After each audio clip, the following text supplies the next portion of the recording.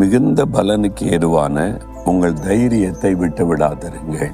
என் மகனே, உன் தைரியத்தை விட்டு விடாதே. என் மகளே, உன் தைரியத்தை விட்டு விடாதே. என்ன தைரியத்தில் இதெல்லாம் செய்கிற அப்படின்னு சில நேரம் கேட்பாங்க பார்த்தீங்களா?